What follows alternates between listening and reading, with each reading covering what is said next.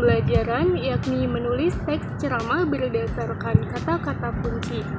Indikator pencapaian pembelajaran yang pertama yakni peserta didik dapat menguraikan kata-kata kunci yang diberikan menjadi sebuah kalimat. Yang kedua, peserta didik dapat merancang kalimat menjadi kerangka karangan teks ceramah.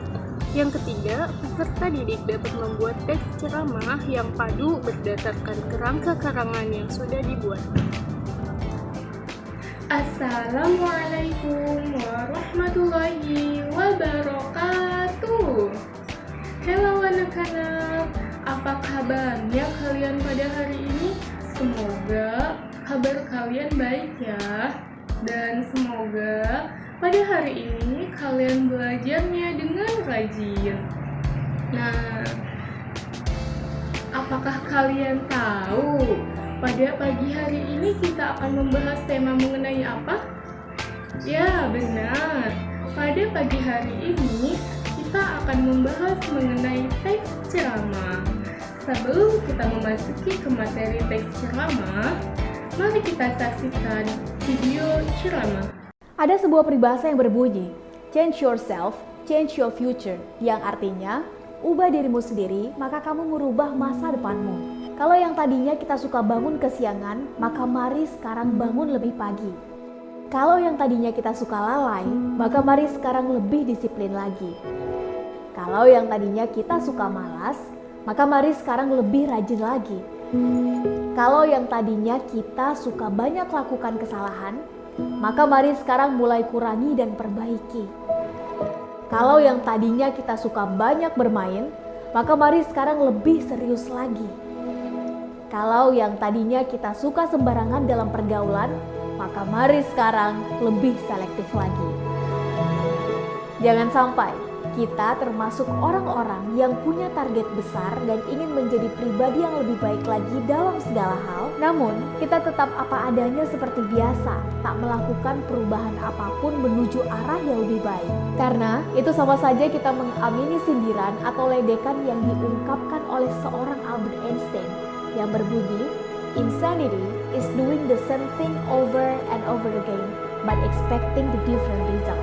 Kegilaan adalah melakukan hal yang sama berulang-ulang kali namun mengharapkan hasil yang berbeda.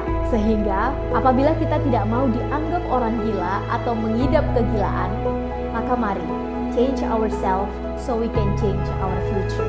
Mari ubah diri kita menjadi lebih baik agar masa depan kita pun ikut berubah menjadi lebih baik juga.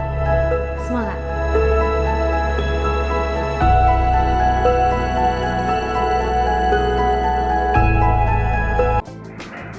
Setelah kalian mendengarkan ceramah tersebut, maka kalian dapat menyimpulkan isi dari ceramah tersebut. Nah, apakah kalian pernah mendengarkan ceramah secara langsung? Baik itu di rumah, di sekolah, di masjid, di aula, bahkan tempat-tempat lainnya. Teks ceramah.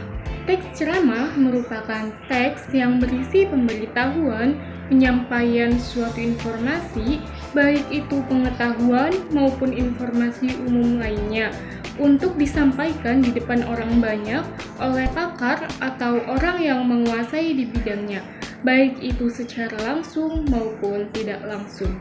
Jadi, ceramah bisa dilakukan dengan cara tatap muka ataupun melalui media sosial. Struktur teks ceramah. Seperti teks yang lainnya, teks ceramah juga memiliki struktur pembangun yang mencangkup pendahuluan atau pembukaan, yang kedua isi, dan yang ketiga penutup. Yang pertama, pembukaan.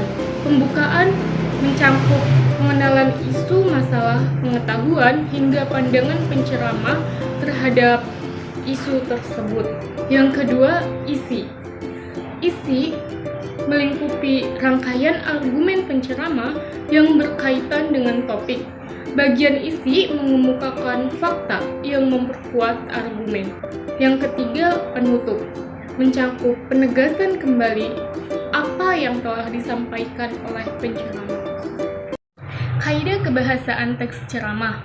terdapat 5. Yang pertama, banyak memakai kata ganti orang pertama dan kata ganti jamak sebagai sapaan. Yang kedua, banyak menggunakan kata teknis atau peristilahan yang sesuai dengan topik yang dibahas. Yang ketiga, menggunakan kata-kata yang menunjukkan hubungan sebab akibat atau argumentasi. Yang keempat, banyak memakai kata kerja mental. Dan yang kelima, menggunakan kata-kata persuasif. Merumuskan tujuan masalah. Tujuan adalah hal yang harus diperhatikan ketika sudah menemukan topik yang akan dibawakan. Tujuan ceramah meliputi tujuan umum dan tujuan khusus. Tujuan umum ceramah dirumuskan dalam 3 hal, yakni informatif, persuasif, dan rekreatif. Yang pertama, cerita informatif ditunjuk untuk menambah pengetahuan pendengar. Yang kedua, ceramah persuasif agar pendengar mempercayai, dan ceramah rekreatif untuk menghibur. Tujuan khusus ialah tujuan yang merupakan rincian dari tujuan umum. Menyusun kerangka. Kerangka ceramah merupakan rencana yang memuat garis-garis besar materi yang akan diceramakan. Kerangka yang baik memiliki ciri-ciri sebagai berikut. Yang pertama, ceramah meliputi 3 bagian pokok, yakni pengantar, isi, dan juga penutup.